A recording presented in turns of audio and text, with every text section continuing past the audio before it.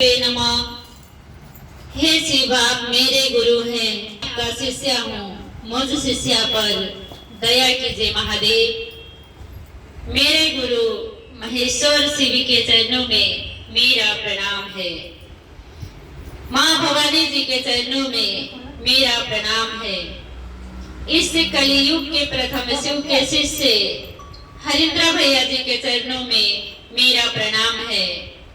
हम सभी शिव शिष्य परिवार के शक्ति स्वरूप नीलम दीदी के चरणों में मेरा प्रणाम है। आज अंडमान पावन पवित्र धरती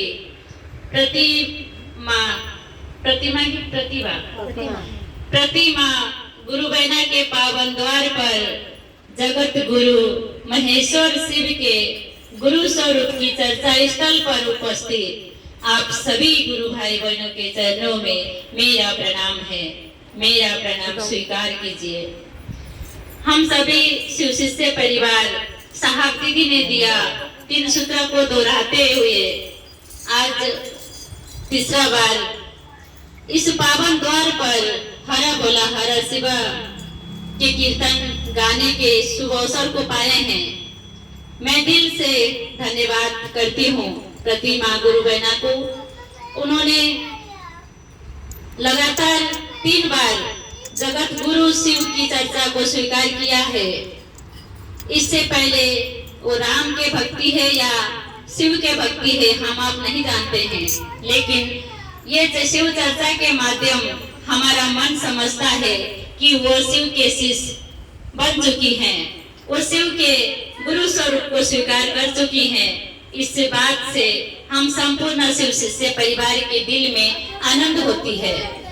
कोई एक भी गुरु भाई या गुरु बहना एक बार से लेके 2 बार 3 बार अगर घर में शिव गुरु चर्चा आयोजित रखते हैं तो हमें सबसे पहले उपहार की खुशियां मिलती है। हमारे जीवन में जो खुशी मिलती है शिव गुरु चर्चा से, शिव गुरु की गुण गाने से, और कोई भी ऐसा चीज नहीं है जिसे हमारा मन से खुशी हो, हमारी मन में आनंद हो।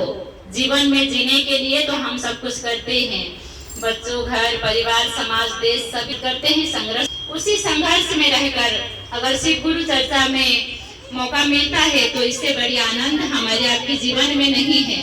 तो मैं फिर से दोबारा धन्यवाद करती हूँ। इन सभी परिवार में मेरे गुरु शिव की दया हो, साहब दीदी के इतने आशीर्वाद हो कि उनके जीवन परिवार में सुखमय, शांतिमय, शिवमय बने रहे। आइए शिव शिष्य हरिंद्रानंद भैया ने लिखे शिष्य अनुभूति से हम आप 2 शब्द सुनते हैं। उनकी आदेश, उनकी संकल्प को हम अपने संकल्प मानते हैं। साहब ने लिखे हैं, आध्यात्म के सिंहावलोकन से स्पष्ट होता है महेश्वर शिव चिरकाल से आदि गुरु एवं गुरु पद पर अवस्थित है। चिरकाल का अर्थ होता है बहुत समय पहले से। ग्रंथों में शिव के शिष्यों पर शिष्यों का नामोल्लेख मिलता है। पुरातन काल से शिव को रुद्रा, पशुपति, ईश्वर, मृत्युंजय, देवाधिदेव, महाकाल, महेश्वर, जगत गुरु आदि उपाधियों से विभूषित किया गया है। उनका विभिन्न स्वरूपों की पूजा अर्चना अविरल प्रभाव सर्वाधिक लोकप्रिय होता आया है। चंदा मामा सबके मामा और शिव घर घर के बाबा हो गए हैं। देवताओं के अधिपति, असुरों के आराध्य, योगियों के योगेश्वर, अघोरियों के अघोरेश्वर, तांत्रिकों के उमा तांत्रियों के महाकैलेश्वर,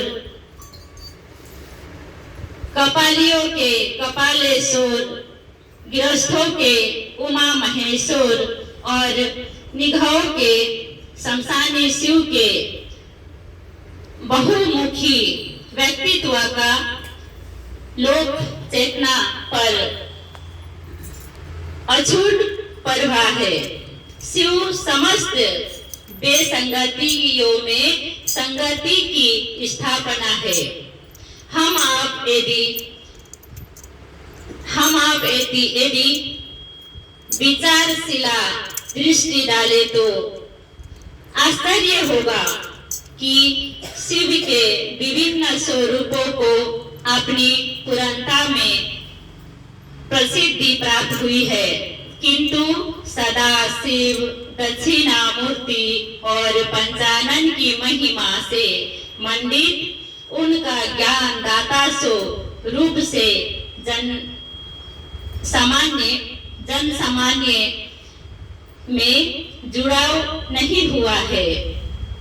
उनका ज्ञान दाता पंचानन स्वरूप की ही गुण हम आप गा रहे हैं। साहब ये स्पष्ट करना चाहते हैं, ये जितने भी नाम अभी पढ़ा गया है शिष्यानुभूति से, ये सारे नामों के जैसे जैसे हमारी कल्पना होती है, जैसे जैसे हमारी धारणाएं होती है, उस प्रकार शिव रूप बदल कर हमें परिणाम देते हैं, वरदान देते हैं। जैसे उन्होंने लास्ट में लिखा है, पंचानन दक्षिणामूर्ति, और इस रूप है जो हमारी आपके गुरु हैं। उन्होंने इसी रूप अंतिम में इसलिए लिख दिया है, अब इसी रूप का गुण गाना ही मानव जीवन की कल्याण है। इस रूप से ये जो अंतिम में साहब ने लिखा है कि पंचानन की महिमा से मंडित उनका ज्ञानदाता स्वरूप से लोगों का जुड़ाव नहीं है, इसी ज्ञानदाता स्वरूप से जुड़ाव हो सके, हमारे आपकी जीवन में जगत गुरु शिव की असीम दया हो सके, और हम आप मानव जीवन में रहकर हमारे जीवन की वास्तविकता को हम पहचान सके। हम आए कहाँ से हैं, जाना कहाँ है, हमारी जीवन में वास्तविक जिम्मेवारी क्या है, ये घर, परिवार, समाज, अपना पराया मित्रता में समाहित होना है या फिर हमारे दायित्व और भी है। तो इसे समझने के लिए सबसे पहले हमको आपको 3 सूत्र अपने मन में सच्ची धारणा के साथ पालन करना है। इसी 3 सूत्र में कर्म ज्ञान भक्ति समाहित है। अब कर्म ज्ञान भक्ति को और कहीं ढूंढने की जरूरत नहीं है। हम समय के अनुसार हर द्वार में, हर घर में हाथ जोड़कर कहते हैं, दीदी भैया शिव को अपना गुरु मान लीजिए। इससे बड़ी कर्म कुछ नहीं होता है। 2 कदम शिव गुरु की ओर हमारी चल रही है, ये सबसे सुंदर कर्म है। और हम एक दूसरे को शिव गुरु से दया मांगने के लिए समझाते हैं, सिखाते हैं। सिखाते सिखाते हमारी हृदय में भक्ति भाव जागरण होती है। जिस प्रकार हे शिव आप मेरे गुरु हैं, मैं आपका शिष्य हूँ, मुझ पर दया कीजिए महादेव। ये शब्दों में बोलते ही जिस दिन हमारे हृदय में उतरेगी, तब हमारे हृदय में भक्ति का जागरण होगा। इसीलिए साहब ने कहा कर्म, भक्ति और ज्ञान इसी 3 सूत्र में है।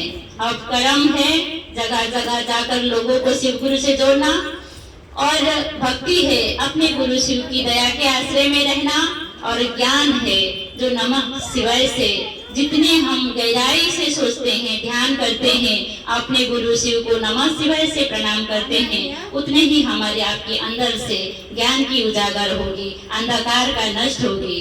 तो हम अपने गुरु शिव से दया मांगते हैं, हे शिव आप मेरे गुरु हैं, मैं आपका शिष्य हूँ, मुझ शिष्य पर दया कीजिए महादेव। दूसरा सूत्र में अभी आए हैं, ऐसे ही जब तक ये जीवन है, जब तक ये जान है, चलते ही रहेंगे, लोगों से प्रेरित करते रहेंगे कि शिव जगत के गुरु है, आपके भी गुरु हो सकते हैं। और तीसरा सूत्र में हम अपने गुरु शिव को मन ही मन नमः शिवाय मंत्र से प्रणाम करते हैं।